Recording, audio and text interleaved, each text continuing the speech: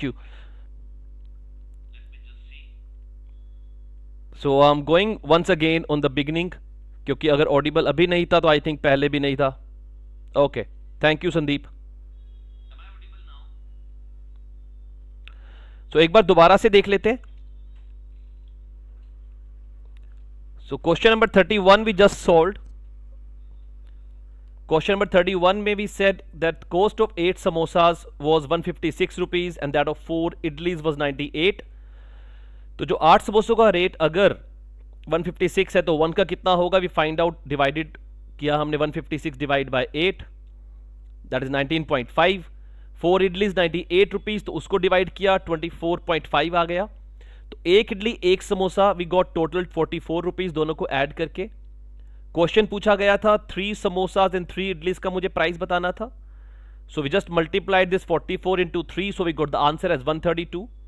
अब क्वेश्चन जो मुझसे पूछा गया था वो ये था कि how much money is left with her now. अब कितने अमाउंट उसके पास बच गया। जब 200 रुपए का नोट आप किसी दुकानदार को दोगे and you gonna buy 3 samosa 3 idli जिनकी कॉस्ट 132 रुपीज है, बहुत महंगे हैं। सो जो वापस आपको मिलेगा अमाउंट दैट इज 68 रुपीज। तो ये हमारे फर्स्ट क्वेश्चन का आंसर था। ठीक है, ओके, थैंक यू सीसी।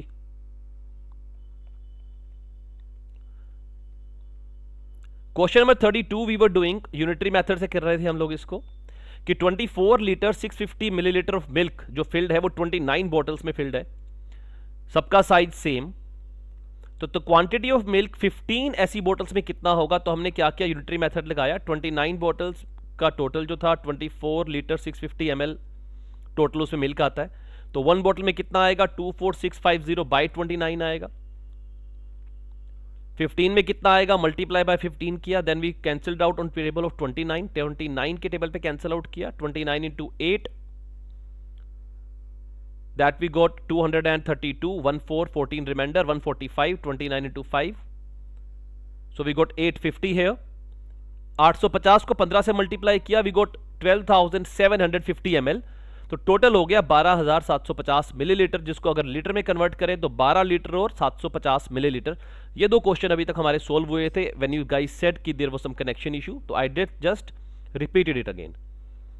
आगे चलते हैं। थर्ड क्वेश्चन मैंने शुरू ही किया था जब आप लोगों ने मुझे इंटरप्ट किया। Thank you so much for interrupting in between.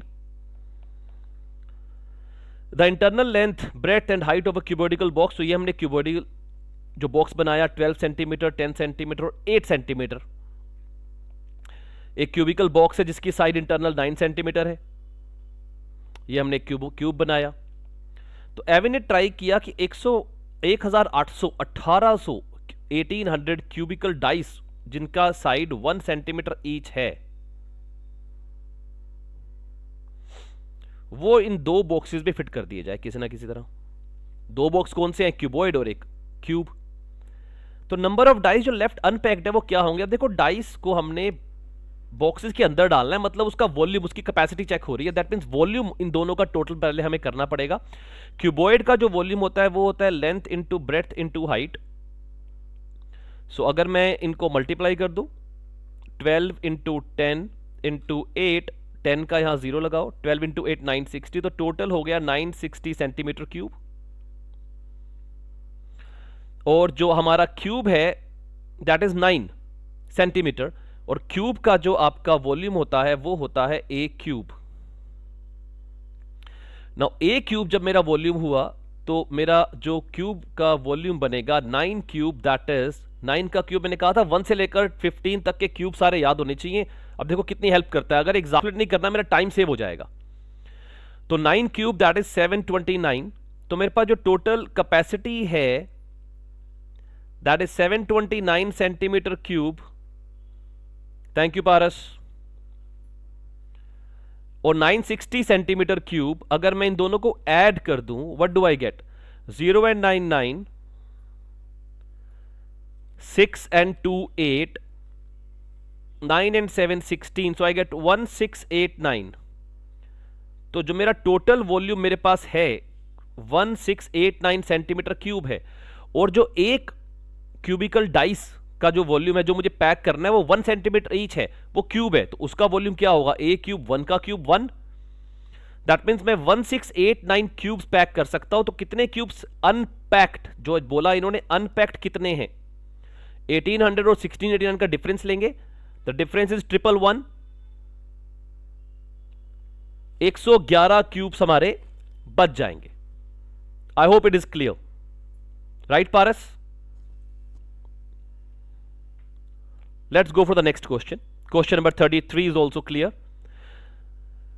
जो सुबह लाइव किया था उसके अंदर आपने देखा था सेकंड क्वेश्चन में ही दो आंसर्स निकल आए थे हमारे, जो एक्चुअली निकलेंगे भी डेफिनेटली आंसर की में नजर आ जाएगा आपको। अभी तक यहां पर ऐसा कोई भी एम्बिगुअस आंसर नहीं आया है। Thank you Arnav, thank you CC. Now question number 34। A bag containing potatoes हैं, अनियंस है, लेमन्स है। तो आलू है, प्याज है, नींबू है, सबका मिला के जो वेट है 46 किलोग्राम और 160 ग्राम्स है। 3 आइटमें हैं, आलू, प्याज और लेमन्स, नींबू। द वेट ऑफ पोटैटोज है जो 17 किलोग्राम 115 ग्राम्स है, अनियंस का 15 किलोग्राम 325 ग्राम है। वेट ऑफ एम्प्टी बैग 120 ग्राम है। अगर 30 मेलन्स का वेट 1 किलोग्राम है तो what is the number of lemons in the bag? Question समझ आया? अब देखो टोटल आपका 46 किलोग्राम 160 सारा का सारा बैग के अंदर जो है उन सब का वेट है 46 किलोग्राम और 160 ग्राम्स। तो वेट ऑफ पोटैटो है इसमें 17 115, अनियंस का है 15 kg 325 और वेट ऑफ एम्प्टी बैग है 120 ग्राम्स। इन तीनों को ऐड करके आप इसमें से माइनस कर दो, ठीक है?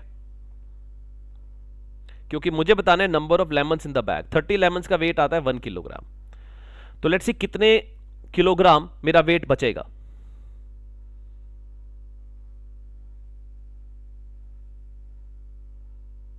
So let's add them. 17 and 15 I get 32 kilograms.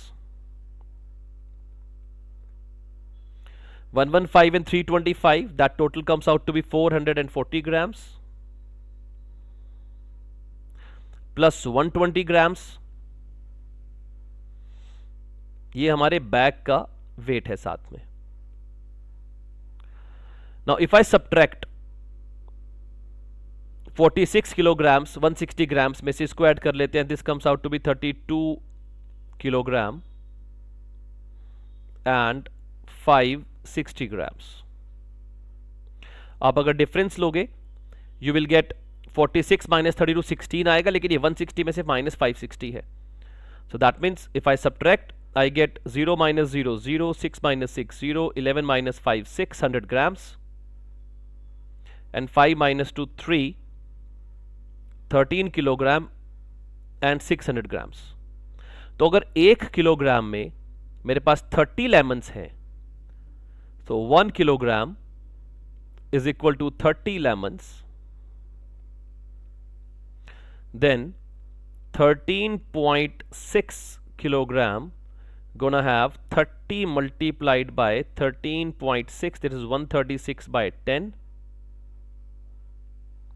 So 3 into 6 18, 1 remainder 0, 408। तो मेरे पास 408 नंबर ऑफ लेमन्स होने चाहिए बैग के अंदर। आई hope this is also clear. 408 lemons, that is also clear to us. Thank you Paras, thank you Arnav, thank you Ria. Let's go ahead, look at the next question number 35. Which of the following has or have only 2 lines of symmetry? अब किस किस की only 2 lines of symmetry है? अब देखो हमने मेरी जो पुरानी वीडियोस थी हमने जो कल डाली है आप लोगों के लिए एग्जाम से पहले, उसमें ये सिमेट्री का टॉपिक स्पेशली समझाया गया। परसों जो वीडियो डाली है जो आपकी मैथ्स मैराथन पार्ट 1 था, उसमें हमने ये समझाया आपको कि सिमेट्री कैसे चेक करते हैं। सुबह वाले एग्जाम में आया हुआ था रोटेशनल सिमेट्री पेपर 2 में जो सुबह हुआ है, और अभी जो पेपर हो रहा है उसमें आ रहा है 2 लाइन्स ऑफ सिमेट्री। ये आ रहा है आपका रिफ्लेक्शन।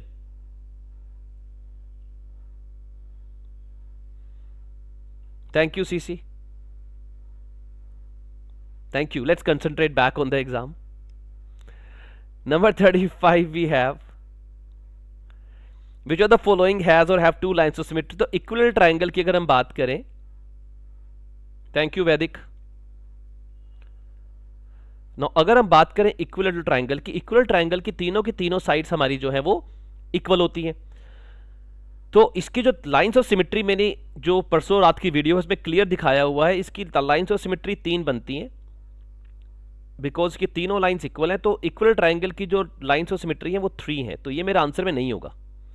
तो ऑप्शन नंबर ए मेरे आंसर में नहीं होना चाहिए। रेक्टेंगल की अगर हम बात करें या रोम्बस की बात करें और आइसोलेस ट्राइंगल, तो मैं आइसोलेस ट्राइंगल को पहले बात करता हूं बिकॉज हम ट्राइंगल्स को फिनिश कर लेते हैं। अब ट्राइंगल में, आइसोलेस ट्राइंगल में क्या होता है, ये दो साइड्स इक्वल होती हैं, तो इसकी जो लाइन ऑफ सिमेट्री है वो सिर्फ एक ही होती है। दैट मीन्स आइसोलेस ट्राइंगल की सिमेट्री है एक, तो आंसर में डी भी नहीं होगा, तो आंसर ये भी नहीं होगा। अब ऑप्शन में ओनली बी और बी एंड सी। अब बी तो इसका मतलब डेफिनेटली है, बी तो है ही है रेक्टेंगल। अगर आप देखना चाहो तो रेक्टेंगल ये होता है, तो रेक्टेंगल की जो लाइन ऑफ सिमेट्री एक ऐसे बनती है और एक ऐसे बनती है, डायगोनल वाइज नहीं बनती है, प्लीज अंडरस्टैंड, बिकॉज ये इसकी डायगोनल्स इक्वल तो हैं लेकिन इसकी साइड्स इक्वल नहीं है। तो रेक्टेंगल की बनेंगी 2 लाइंस ऑफ सिमेट्री।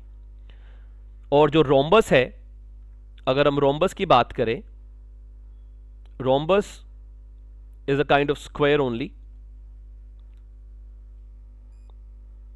बस फर्क इतना है कि स्क्वायर की सारी जो एंगल्स है 90 डिग्री है, रोम्बस में ये कंडीशन नहीं है, बाकी तो सेम है। So let's make a proper rhombus जिसमें सारी sides equal.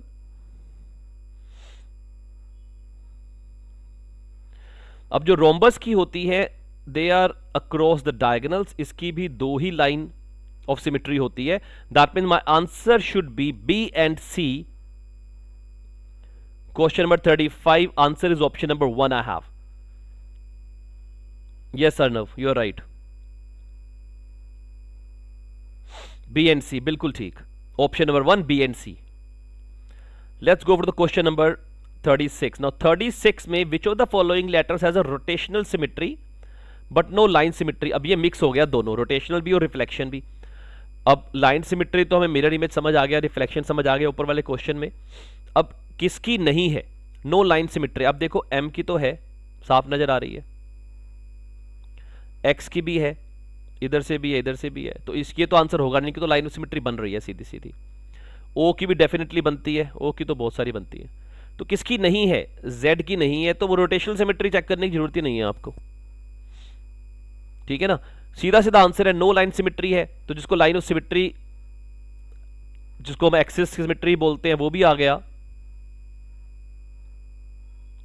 So that is also coming up here. Thank you Paras, thanks for the compliment. Now look at the question number 37. 37 question में क्या हो रहा है? Some technical error I believe. Yeah, okay, I'm back. ठीक है।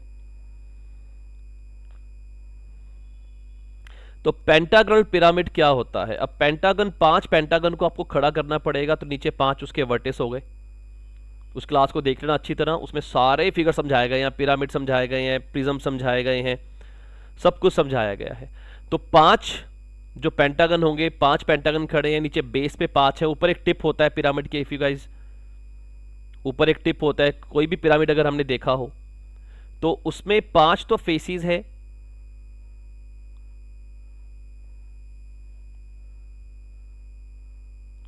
let me try to make it for you guys, give me 1 second ताकि और अच्छा समझ आएगा।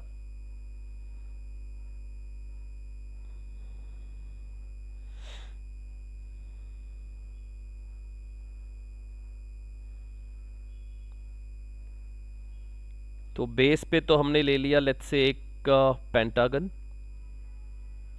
और फिर यहाँ से हम ऊपर इसके, देखो ज्योमेट्री मेरी इतनी अच्छी है नहीं, ठीक है। सो कुछ इस तरह से आपका फिगर बनता है, सारे ट्रायंगल्स मिलके पेंटागन पे बनाते हैं। तो 5 नीचे आपके वर्टिस होते हैं पेंटागन के, और एक ऊपर टॉप टिप पे बनता है, तो 6 वर्टिस इसके अंदर होते हैं। तो पहली बात 6 वर्टिसेस तो है ही हैं, दैट्स फॉर 100% क्लियर। और उसके साथ फेसेस कितने होने वाले हैं?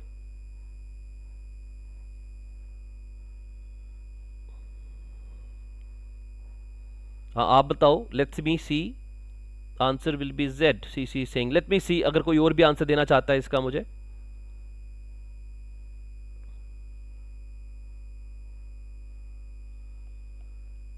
समझा तो दिया ही मैंने। तो 6 वर्टिसेस है और 6 ही फेसेस है, बिकॉज आपके 5 तो आपने ट्रायंगल ऊपर लगाए एंड ऊपर नीचे बेस पे भी हो गया ना, उसको नहीं भूलना किसी ने भी। तो इसका आंसर होगा 6 vertices and 6 faces. That should be the answer. A pentagonal pyramid gonna have 6 vertices and 6 faces it gonna have, right. चलो जी आगे चलते हैं। Look at the question number 38। Now it is on data handling पे question आ गया आपका। The following table shows the number of visitors to a library in the first 6 days of a week. Monday को 86 लोगों ने visit किया, Tuesday को 114, Wednesday 141, Thursday 95, Friday 124, Saturday 151। On which day the number of visitors to the library was 29 more than the previous day. पिछले दिन से 29 ज्यादा हो, तो यहां अगर डिफरेंस आप देखोगे, दिस इज +28, यहां अगर देखोगे दिस इज +27, यहां पे डिक्रीज है, यहां पे अगर आप देखोगे तो डिफरेंस +29 है। तो दैट मीन्स फ्राइडे वाले दिन जो आपका नंबर ऑफ विजिटर्स था वो पिछले दिन से 29 ज्यादा था। 95 में +29 करेंगे 124 आ जाएगा। That mean the answer to this question gonna be Friday. 38 question का आंसर होगा आपका फ्राइडे।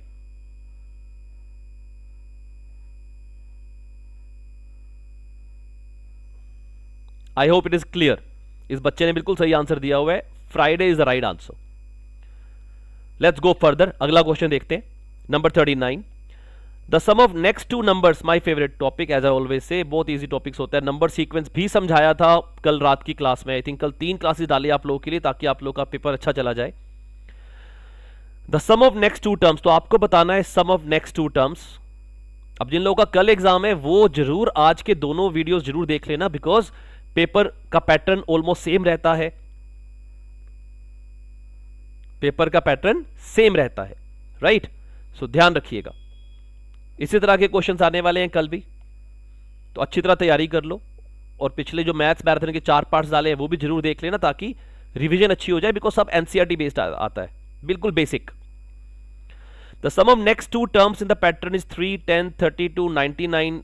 ये क्या हो रहा है एक्चुअली अगर हम चेक करें, इफ आई चेक 3 into 3 9 + 1 10 बन गया, 10 into 3 30 + 2 32 बन गया, 32 into 3 + 3 99 हो गया, 99 into 3 + 4 that is 301। This girl और boy has done absolutely right, ये 301 बन गया, into 3 + 5 दैट इज 903 + 5 908, ये भी बिल्कुल ठीक है।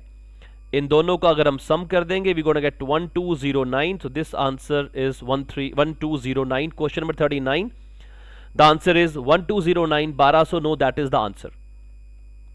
Look at the number 40, what is the sum of all the prime numbers between 12 and 49। ये इस तरह का क्वेश्चन, डिट्टो सेम क्वेश्चन आपके हमने PYQs में किया था, तो इस तरह का क्वेश्चन आना ही आना है। और मैंने आपको अपनी वीडियोस में बार बार एक ही बात की है कि 1 से लेकर 100 तक के प्राइम नंबर्स आपको पता होने चाहिए, 1 से लेकर 30 तक के स्क्वायर्स आपको याद होने चाहिए, 1 से लेकर 15 तक के क्यूब्स भी आपको याद होने चाहिए, ठीक है। चलो इसको खत्म करते हैं। लेट्स से इस बच्चे ने सही किया कि नहीं किया। 12 से लेकर 49, 13 प्राइम नंबर है, 17 है, 19 है, 23 भी है, 29 भी है, 31, 37, 41, 43, 47, दैट इज राइट। इन सब का टोटल करना था। 3 and 7 10, 10 and 9 19, 3 22, 31 32, 39 40, 50 0, 5 रिमाइंडर। अब ऐसे चेक करने की जरूरत है नहीं, बिकॉज ऑप्शन में मेरे पास लास्ट में 0 एक ही जगह आया हुआ है, तो आंसर 300 ही होगा, इसका मतलब है that is the answer straight away. इतना तो इस बच्चे पे ट्रस्ट भी कर सकते हैं, बिकॉज ऑलमोस्ट काफी आंसर ठीक किए हुए हैं इसने।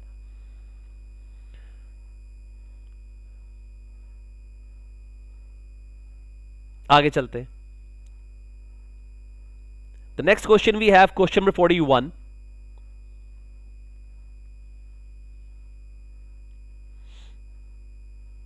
If 101,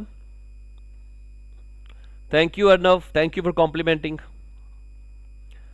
If 101 into 210 minus 120 into 102 is equal to 99 into 104 minus square, और इसको x कह लो चाहे आप, what is the number at x? तो इस बॉक्स में नंबर क्या होने वाला है? That would exactly you have to find out. सो क्या कोई शॉर्टकट निकाल सकते हैं इसका? लेट्स सी, सोल्व भी कर लेते हैं, ज़्यादा मुश्किल तो है नहीं। सो दिस इज 0, यहाँ से कॉमन आ जाएगा।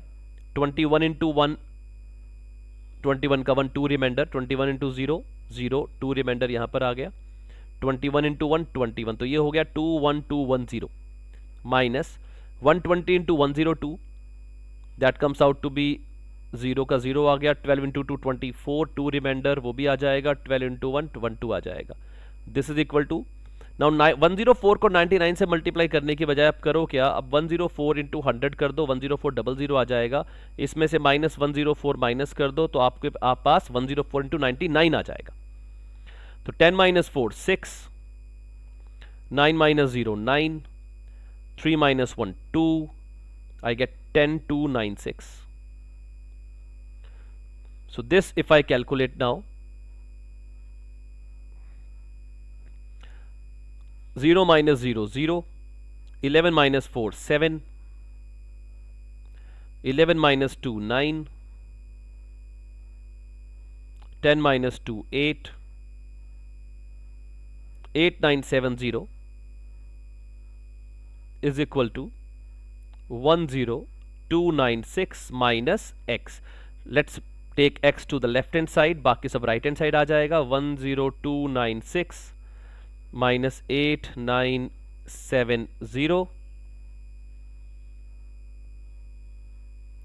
so the answer comes out to be 6 minus 0 0, 9 minus 7 2, 12 minus 9 3, and 9 minus 8 1, that is 1326. So option number 3, that should be the answer to the question number 41. So this is also quite clear. Thank you Sandeep, thank you Pooja. Let's go to the next question. I hope आप सबका exam clear हो जाए, दुआ है मेरी, मालिक सबका exam clear करें। Thank U P Arora. Let's go further.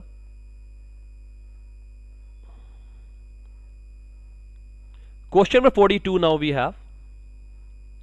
The sum of all the common factors of 36 and 42 excluding 1 क्या होगा? Sum of all the common factors. अब कॉमन फैक्टर्स 36 एंड 48 के कौन कौन से होने वाले हैं? 36 के कॉमन फैक्टर्स कौन से? 36 के फैक्टर्स कौन कौन से होते हैं बाय द वे? एक्सक्लूडिंग 1 बोला उन्होंने।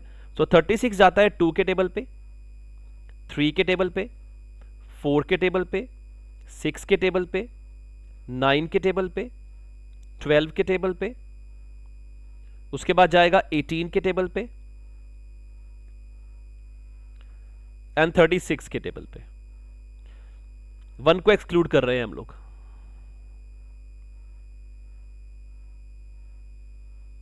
फोर्टी किस किस के टेबल पे जाता है?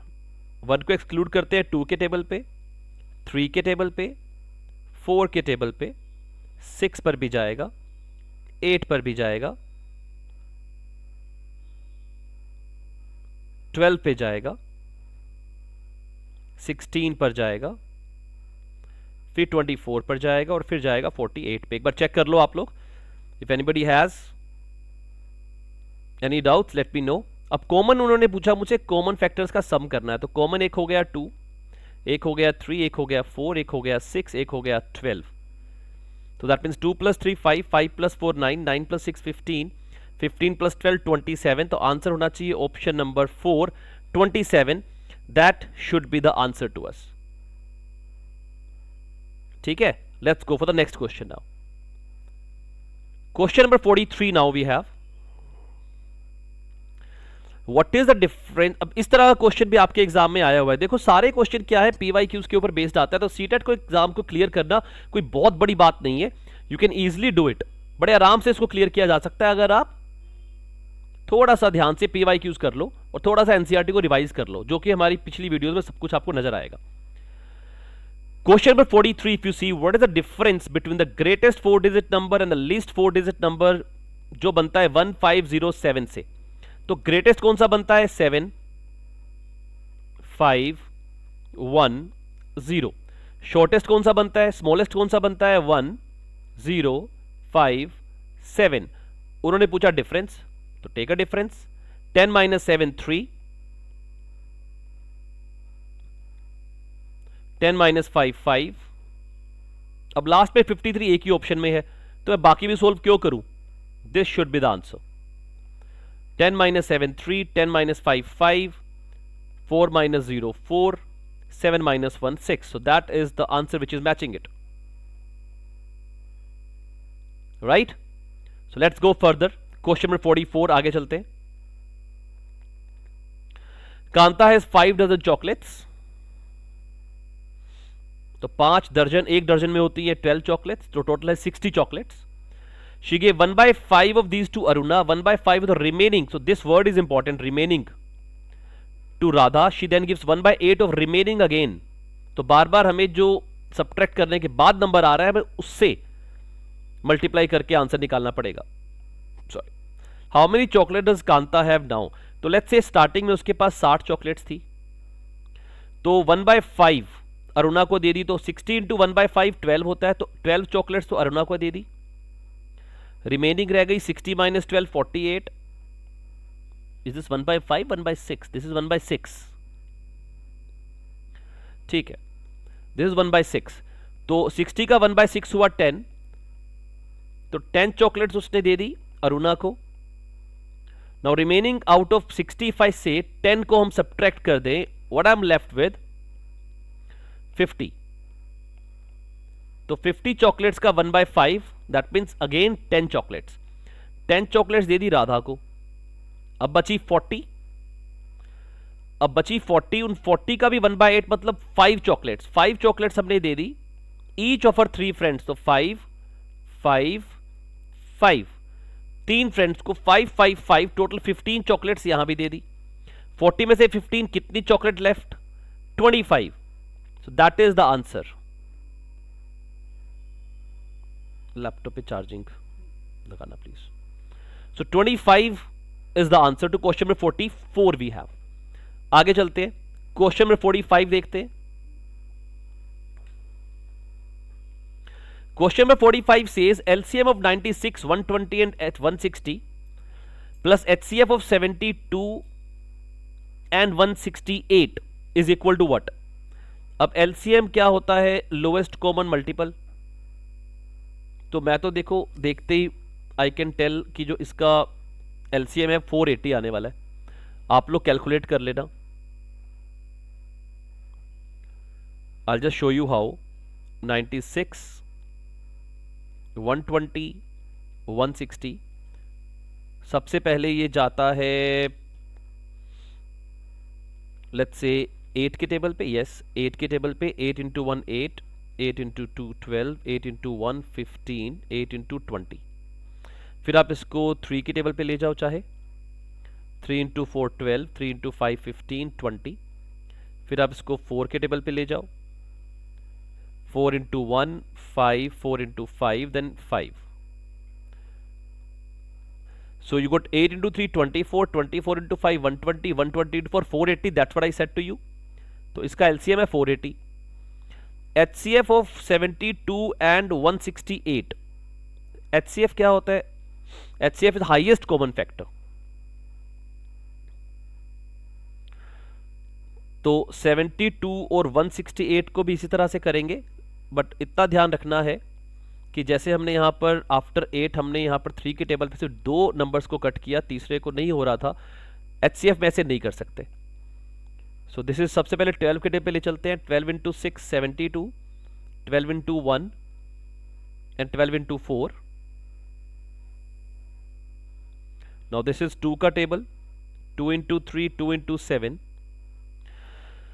So what do I get? 12 into 2. अब 3 और 7 से मल्टीप्लाई नहीं करना, उससे मल्टीप्लाई करोगे तो आ जाएगा आपका LCM. अभी मुझे चाहिए HCF, तो HCF होगा 12 इंटू 2 24. तो 480 ये डिवाइड का साइन है, 480 डिवाइड बाय 24 दैट इज 20. तो मेरा आंसर होगा क्वेश्चन नंबर 45 का option number 1, that is 20. 20 is the answer I have. I hope this is getting clear to everybody. Okay, let's go further.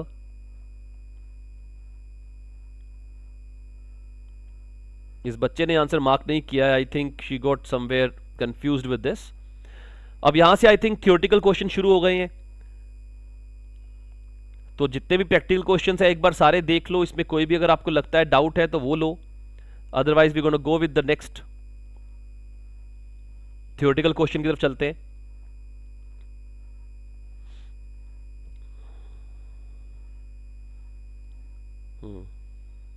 पानी चाहिए होगा, पानी है ना।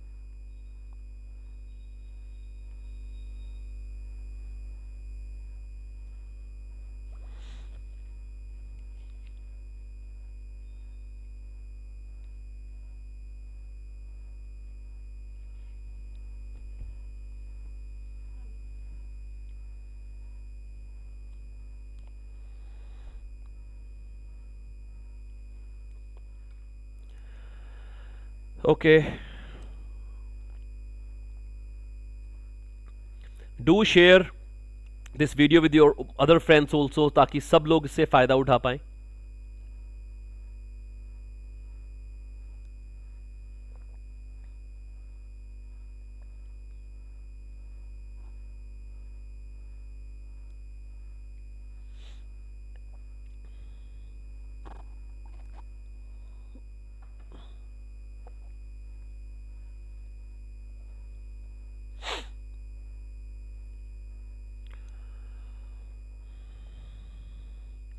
Question number 46. Which of the following mathematical statement is true? Now theoretical question है, I believe इसमें ज़्यादा practical तो करना नहीं है, तो easily these can be done. Which of the following mathematical statement is true? 0 is called the multiplicative identity for whole numbers. Commutative law holds true for the operation of division. 0 is called an additive identity of the whole number, and mathematics is based only on observation and experiments. अब देखो multiplicative identity क्या होती है। Multiplicative identity वो होती है जिसको आप मल्टीप्लाई करो 1 आ जाए। तो 0 को आप किसी से मल्टीप्लाई करोगे तो 1 तो नहीं आने वाला ना, दैट मीन्स ये तो सच है नहीं, this is wrong. Commutative law holds true for the operation of division. कल की क्लास में मैंने इसको समझाया था स्पेशली आप लोगों को। Associative law, commutative law and distributive law, तीनों चीजें समझाई थी मैंने आपको। तो उसमें अगर हम डिवीजन की बात करें, अब कम्यूटेटिव लॉ क्या कहता है कि a डिवाइड b, क्या b डिवाइड a के इक्वल होगा? नहीं होगा। For example 1 divide 2 is not equal to 2 divide 1, ये बनता है 1/2, ये होता है 2, तो ये ट्रू नहीं है, this is also wrong.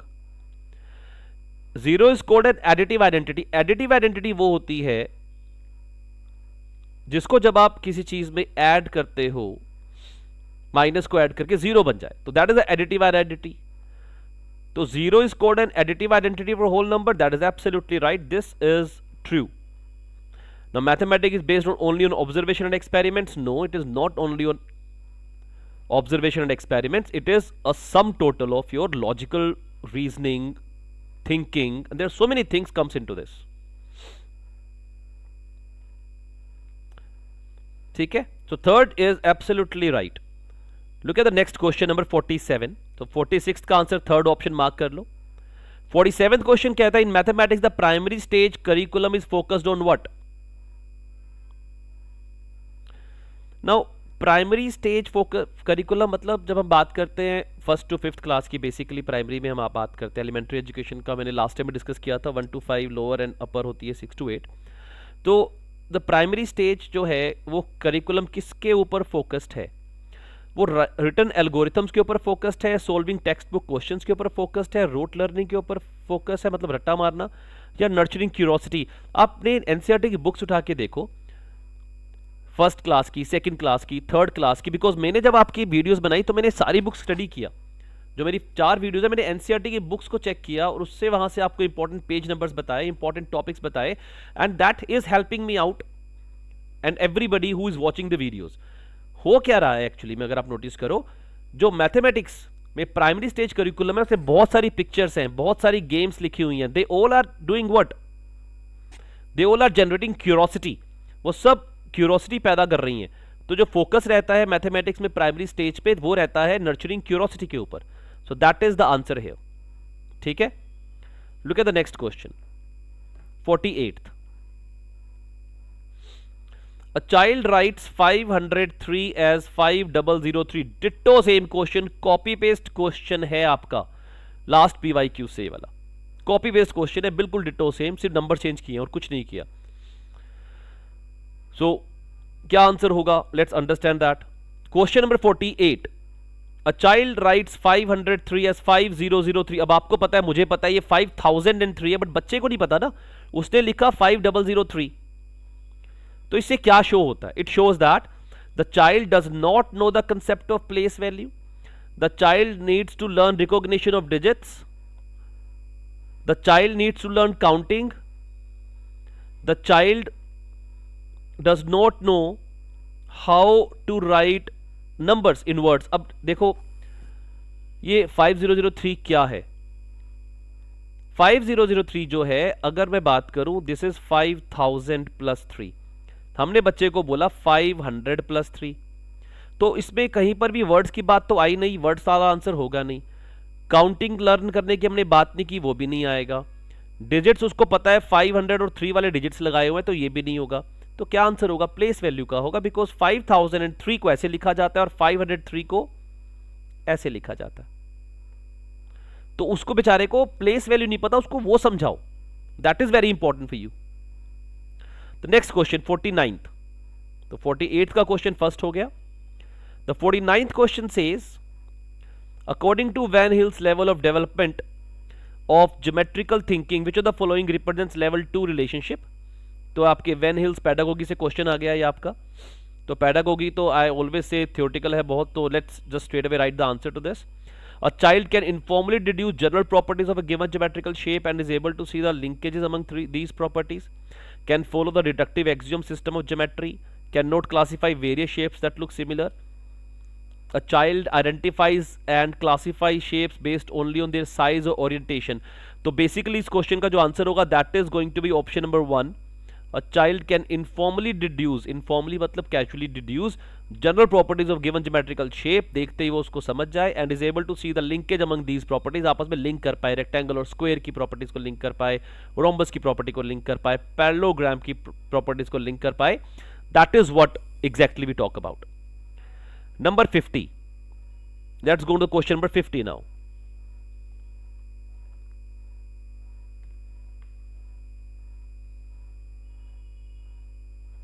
Which of the following is most appropriate examples of incorporation of local or cultural knowledge in mathematics teaching learning? तो आपको incorporate करनी है local और cultural knowledge. How will you do that? Remedial teaching for learners for different cultures, including examples of different methods of calculation used by the people from various occupations and communities. Colorful mathematics textbooks and pictures with various cultures, including only traditional methods of calculation in text book. तो सबसे अच्छा examples क्या है? हम बात कर रहे हैं अप्रोप्रिएट एग्जाम्पल क्या होगा। तो अगर हम एग्जाम्पल इंक्लूड कर दें डिफरेंट मेथड ऑफ कैलकुलेशन जो लोग यूज करते हैं वेरियस ऑक्यूपेशन से और कम्युनिटीज से, तो लोकल और कल्चरल नॉलेज जो टीचिंग लर्निंग की है वो उस बच्चे को आ जाएगी। ये सबसे अच्छा अप्रोप्रिएट एग्जाम्पल है option number 2। This is the answer to this. Let's look at the next question. One of the main guiding principle of the National Education Policy NEP, जो सुबह आपका एग्जाम था उसमें आया NCF 2005, अब आ रहा है NEP National Education Policy 2020. So the highest priority is to achieve fundamental literacy and numeracy at dash by all the students. Now answer to this question is grade 1 actually. First class में ही, first grade में ही NEP चाहती है कि highest priority दी जाए बच्चे को, fundamental literacy और numeracy उसको समझ आ जाए। Question number 52, a primary class mathematics teacher brings in 2 jars of different shape. दो अलग अलग जार्स लेकर आते हैं, अलग अलग शेप्स है, एक में वाटर है, अपनी क्लास में लेकर आए। She pores water completely from the taller thin jar to the shorter broad jar. She then asks the question, which jar can hold more water? अब this activity is most appropriate to learn what? अब देखो jar की जब हम बात कर रहे हैं, काइंड ऑफ सिलेंड्रिकल शेप होती है जार की, ठीक है ना, एक थोड़ा सा ब्रॉड है और थोड़ा स्मॉल है, दूसरा लंबा है। तो what exactly she is trying to tell them, ये बात कर रहे हैं कैपेसिटी की, वॉल्यूम की एक्चुअली में। तो concept of standard units of measurement, units की कोई बात नहीं हुई। कैलकुलेट द एरिया, एरिया की कोई बात नहीं हुई। फॉर्मूला फॉर कैलकुलेटिंग वॉल्यूम, उसने वॉल्यूम नहीं पूछा, उसने पूछा which jar can hold more water. उसने पूछा है, तो क्या सिखाना चाहिए? ठीक है, फॉर्मूला फॉर कैलकुलेटिंग वॉल्यूम आप बता पाते हो, लेकिन वॉल्यूम के साथ आप इसके कंजर्वेशन के बारे में बात भी कर सकते हो। So that is a better answer कि volume and the conservation. So that is what exactly we are aiming eight.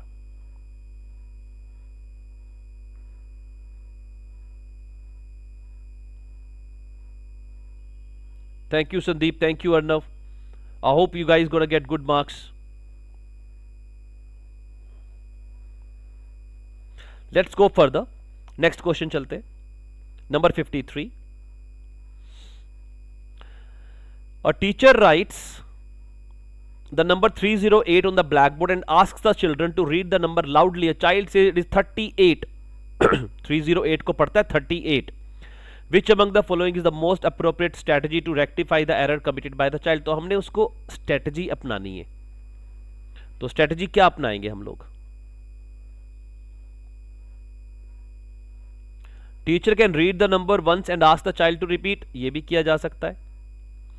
Ask the child to start counting from 99 up to 308 in counting, this does not make a sense.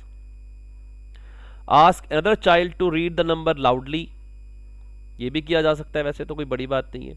हमें appropriate strategy बतानी है, rectify the error, तो ध्यान रखना हमने समझाना भी होगा उसको।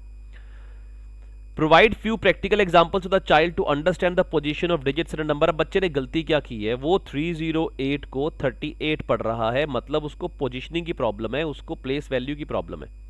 तो आप किसी बच्चे को बोलोगे दूसरे को, या खुद बोल के उसको बताओगे, बच्चा रिपीट करेगा, उसको समझ नहीं आएगा, वो सिर्फ रट्टा मारेगा। तो वो नहीं चाहिए अपने को। हमने उसको एग्जांपल्स देने हैं और थोड़े से, और उसको समझाना है कि पोजीशन ऑफ डिजिट्स का क्या फर्क पड़ता है। हमारी पहले एक वंस होता है, फिर टेंस होता है, फिर हंड्रेड्स होता है, unit, place, tens digit and then hundreds digit, thousand, हमने इसको वो समझाना है। तो 53 का जो आंसर आएगा option number 4। Let's go to 54th now. A class second mathematics teacher gives the following word problem on addition to the students to solve. A bag contains 4 mangoes and 6 more mangoes are added to it, total 10 हो गए। How many total mangoes are there? तो हम उसको क्या समझाना चाह रहे हैं? Repeated addition. अब रिपीटेड एडिशन तो नहीं कह सकता मैं इसको, रिपीटेड तो नहीं है ना, एक ही बार ऐड किया। एग्रीगेशन, एग्रीगेशन होता है a kind of addition which we call putting together, a kind we can say. So that is the answer here, aggregation, that is the structure which we have. किस तरह का structure है? Aggregation है, जहां चीजों को इकट्ठा किया जाता है, नॉर्मल ऐड किया जाता है। आगे चलते हैं, number 55। I can see people are joining in. Thank you so much. Keep joining and keep sharing it with others also. Number 55.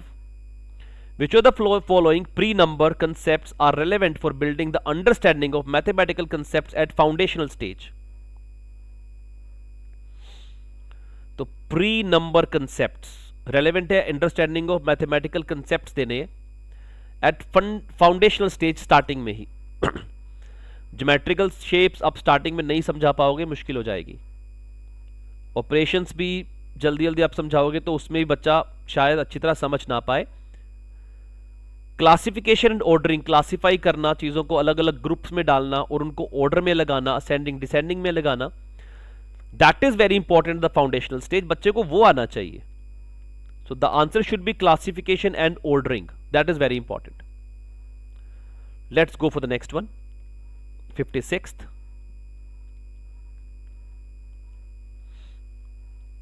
Which of the following is least desirable? क्या सबसे कम desirable है in primary school mathematics classroom?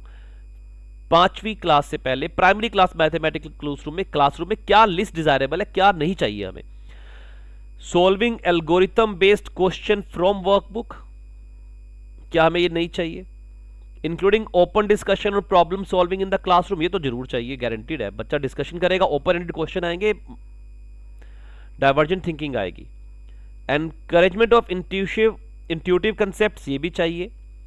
Building linkages with real life situation, ताकि उसकी curiosity आए, वो भी चाहिए। तो क्या नहीं चाहिए, एल्गोरिथम बेस्ड क्वेश्चन वर्कबुक से बच्चा सॉल्व करे, दिस वी डोंट नीड। तो लिस्ट डिजायरेबल क्या है, solving algorithm based questions from the workbook, that is the answer to question number 56।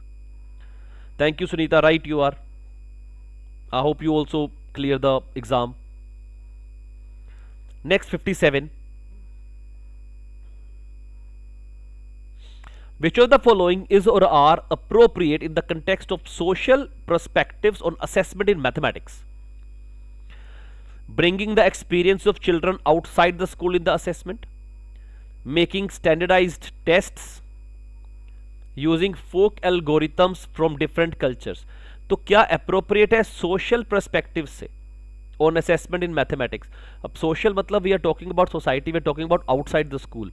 तो पहली बात तो ये बिल्कुल ठीक है, स्टैंडर्डाइज टेस्ट की बात नहीं कर रहे हैं। Folk algorithms using different cultures, that is also right, because we are talking about यहां पर सोशल पर्सपेक्टिव्स की बात चल रही है। तो answer option number 3 A and C, they both are right answer to it. Now 58, which of the following is a list appropriate about contextual problems in mathematics? सबसे कम appropriate, सबसे कम desirable क्या है जब हम contextual problems की बात करते हैं मैथमेटिक्स के अंदर? Children tend to focus on getting a correct answer while solving them. They might be derived from recent experience in the classroom, like a field trip, a discussion in art, science or social studies classroom.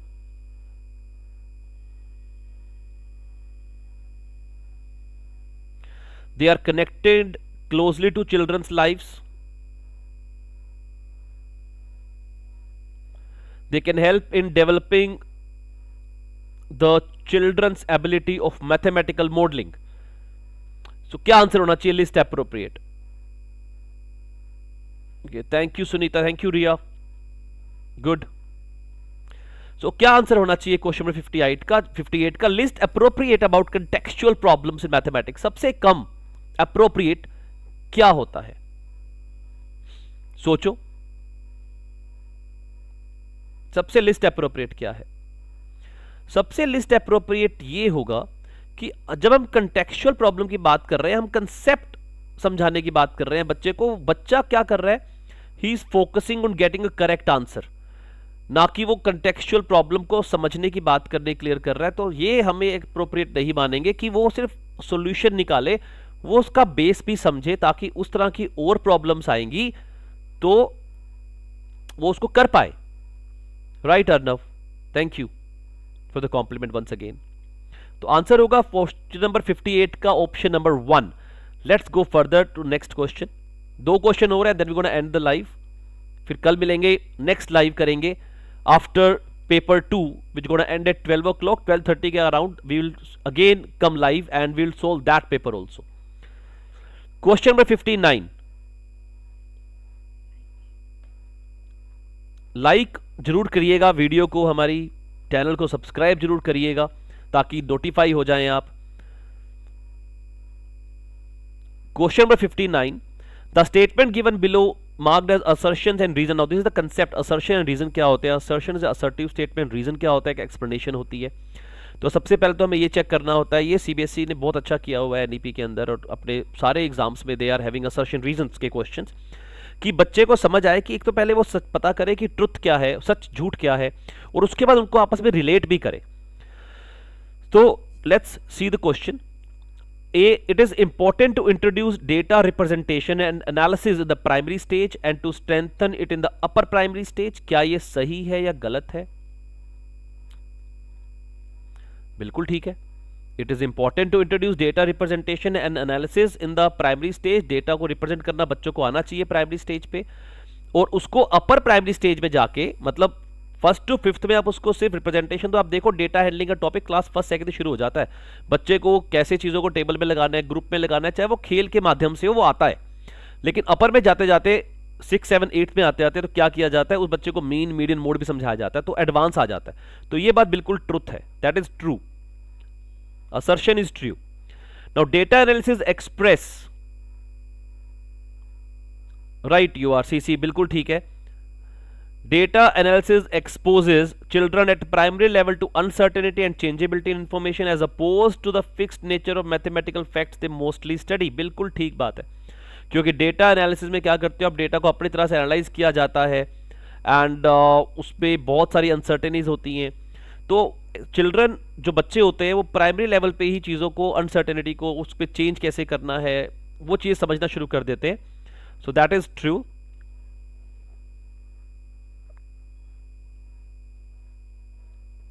सो दोनों ही अगर सच है और correct explanation है तो answer हो जाएगा option number 2। So that is the right answer.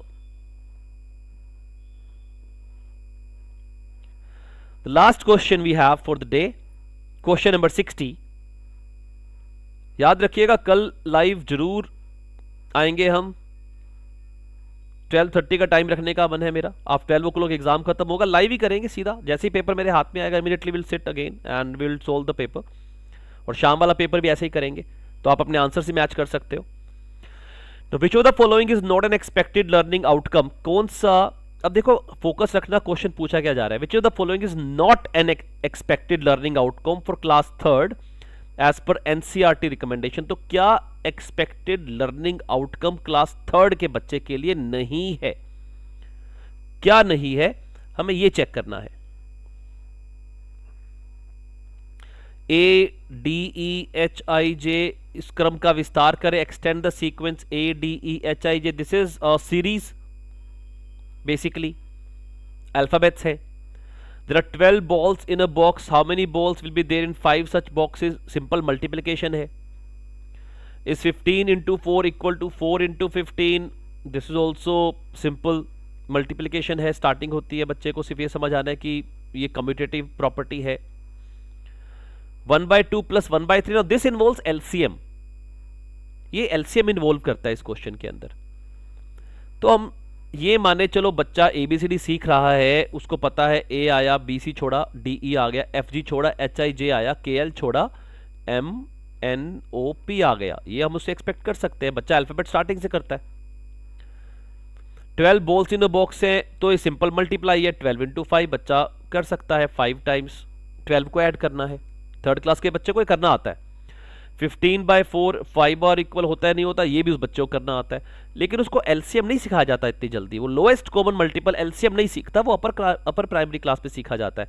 So 3rd class का बच्चा है, ये देखना जरूरी है। तो मेरा आंसर होगा ये हम एक्सपेक्ट नहीं कर रहे हैं कि वो बेचारा 1/2 plus 1/3 सोल्व करे, अभी तो बेचारा नेचुरल नंबर सोल्व कर ले वही बहुत है, रैशनल नंबर तो बाद की बात है, फ्रैक्शन तो बाद की बात है, फ्रैक्शन का टॉपिक तो बाद में आता है, 3rd क्लास के बाद शुरू होगा। तो लर्निंग आउटकम जो क्लास 3rd के बच्चे से है, 4th को हम नहीं लेंगे। So this ends the live for today। इसके बाद environmental studies है, that is not my part, we are maths teachers so we can teach you maths, we can give you the right answers on that। अच्छी बात यह है कि live 1 जो हमने किया सुबह, उसके अंदर एक क्वेश्चन ऐसा था जहां 2 आंसर थे, बट इस बार CTET के पेपर 1 में जो आज हुआ है 7 फरवरी को, हर एक क्वेश्चन का एक ही आंसर होने वाला है, that means there is no ambiguity अभी तक जो नहीं नजर आ रही है। So I wish you all the best for tomorrow's exam. Do well and join us again. And in case of any doubts you guys have, please write in the comment section. I will try to answer it before your exam. Thank you so much. Do subscribe us, like and comment and share it with your friends so maximum people can take the benefit. And we believe in, if you are a student, we may help you. So keep joining, stay in touch with us. Thank you so much. Goodbye, take care, good night, take care. Thank you CC. Before I say bye bye, let me just go through the comments. Okay, thank you so much everybody, whosoever has commented, thank you so much.